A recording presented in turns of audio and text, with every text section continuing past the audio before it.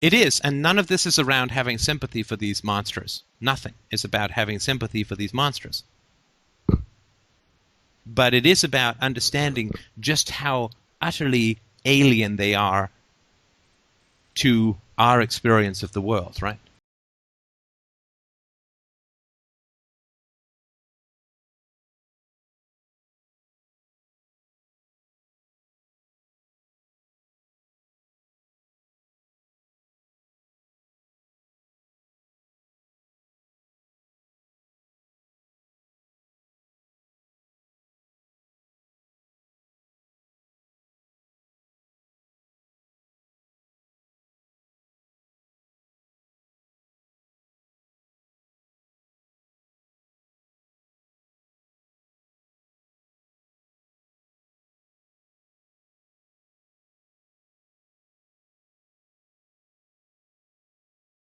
Right, they're at the bottom of the pit. Yeah. Yeah, I mean, that the only thing that I can bring to the table is frightening people. I can't leave them alone, because then I'm alone with myself, right? So even in my negative 100% state of mind, I guess, of unhappiness, I was still clinging to the side of the wall of the pit, and I could either join the rest of the beasts below who are running around torturing the people that have fallen off, or Well, who knows where we'd be without philosophy, yeah. right? I mean, who knows? So I don't even like to think of that, right? But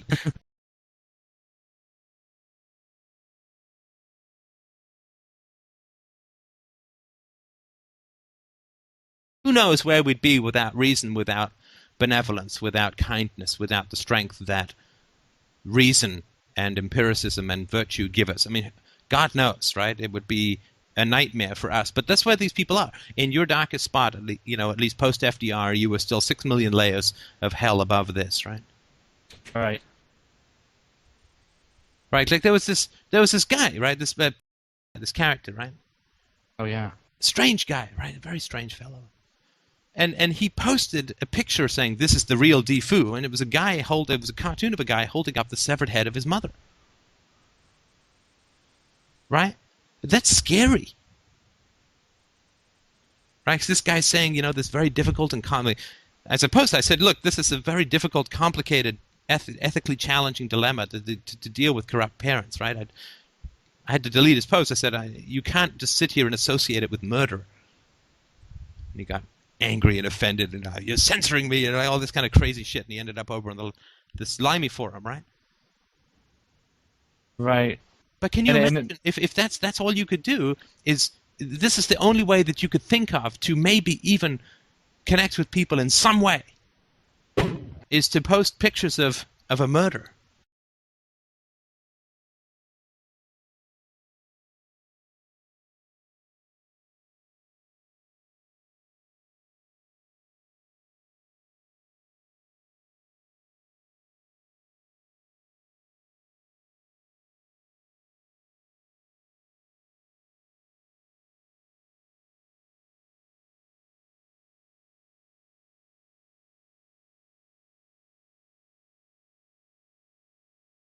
Which means that there's not enough hatred here, because you're not pushing it back. She's still seeping in, right?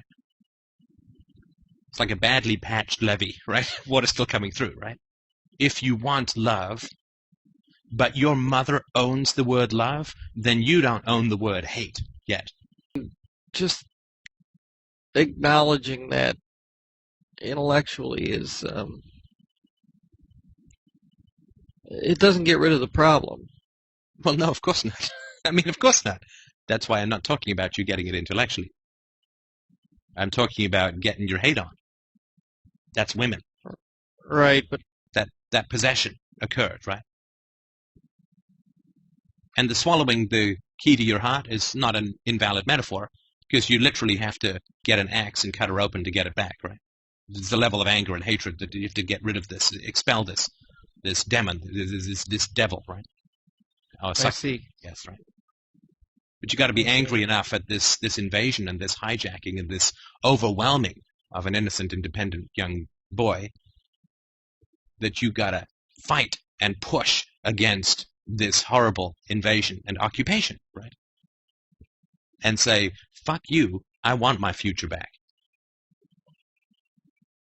I want to have that chance. I want to have that opportunity. I'm not going to let you define love and womanhood.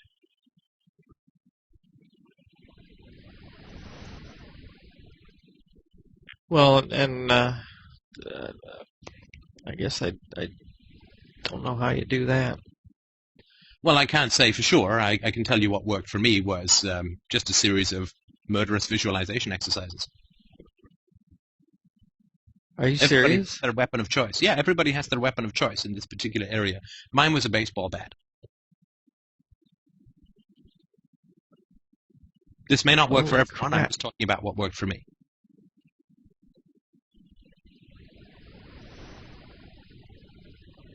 Wow. But that is the level of aggression that we need to take our own, because you were aggressed against, right? This is the level of psychological aggression that we need to push back this invasion. At least that's what I did. It may be different for you. I wouldn't have thought of that. Yeah, I know. And it was not something that I was particularly comfortable with, but when I was... I wasn't comfortable with it at all, because me no like you the violence, right? Unless it's safely digitized with silly rocket launchers. But for me, what worked was when I was going through my insomnia, I remember this very, very vividly. I was in Morocco, and I was with my friend John, who you met at Christmas, and we were touring around Morocco. This is before I went to China. I spent like a whole month with no Western or Christianity-based cultures whatsoever.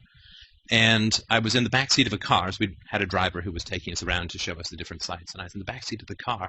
And I was not sleeping on this trip. I mean, the trip is, I don't know what the hell I was dreaming and what was real. It was all so vivid and wild. I've got photos which help differentiate it, but it was still pretty But I remember being in the back seat of the car and dozing, and wave after wave after wave after wave of just unbelievably violent images occurred to me, where I was literally smashing my mother's head open like a watermelon with a baseball bat, and I hated it. I hated it. It was so violent. And it kept recurring, and it kept recurring until I just said, fuck it, I'm just tired of fighting all this stuff, and I just embraced it. It's like, okay, give me 2 baseball bats. Have her come back to life, I'm going to knock her head off again. And it worked. Wow.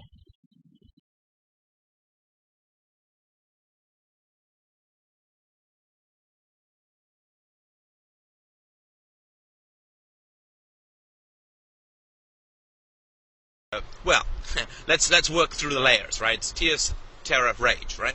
So when you start dealing with your past, and this may be a little bit more true for women than for men, the first thing that you start to deal with, or the first thing that you experience, is tears, right? So you feel a kind of depression, a kind of sadness, a kind of emptiness, a kind of vague anxiety, moral horror, and so on. And so you get the sort of sadness, the tears. Once you work through that level, then you start to deal with the terror. And then once you keep working through that, and keep confronting that, and keep absorbing that, and keep accepting that, why then you end up in a situation where you start to feel the rage. And the rage is acutely uncomfortable, right? And in my experience, I went through this. I have a very, very strong memory of going through this when I was, oh gosh, let's work it out now. I was 33 or 34. I had broken with my family, and I was going through this process of insomnia and wild, incredibly elaborate dreams that seemed more vivid than my waking life. I was going through a real psychological upheaval because I was really fundamentally changing my whole approach to living my values. So my values were no longer something to be stuck in my head. I went through the most enormous upheaval. And anyway, I've written a whole book, a journal about this as I was going through therapy at the time. Just a wild, wild process.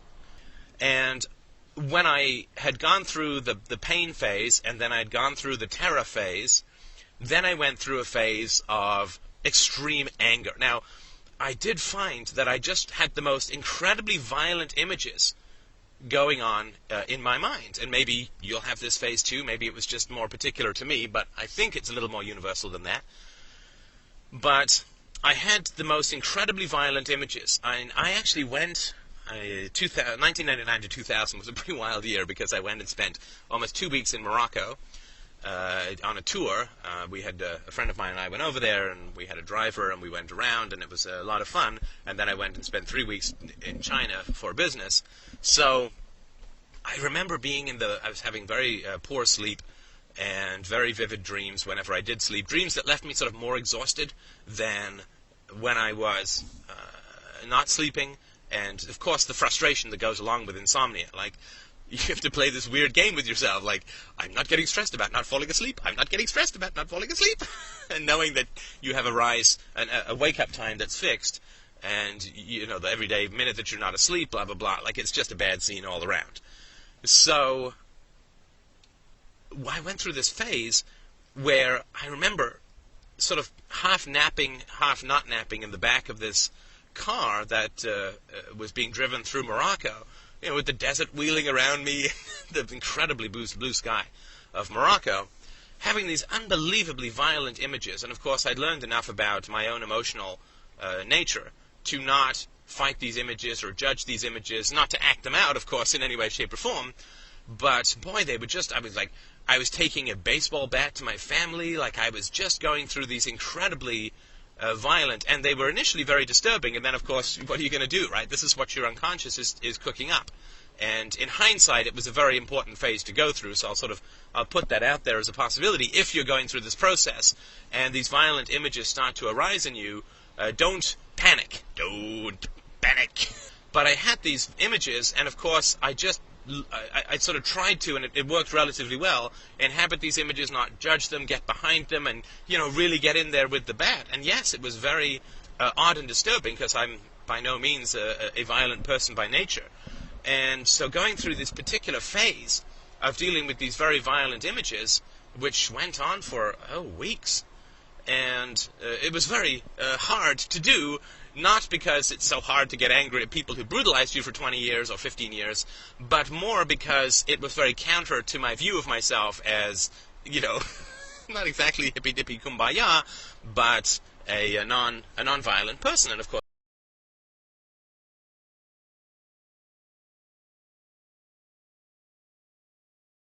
I am an extraordinarily non-violent person insofar as I've never hit anyone, never been in a fist fight, and I've almost never raised my voice, except on the podcast, interestingly enough. So I guess it's just the microphone and my sunglasses that make me angry. Anyway, so I went through these very, very violent images and found it to be incredibly helpful. Now, but very difficult to go through. Now, what happened was, it was during this phase that I went through these violent images, and afterwards, of course, a real peace, a great peace descended upon me, or arose within me.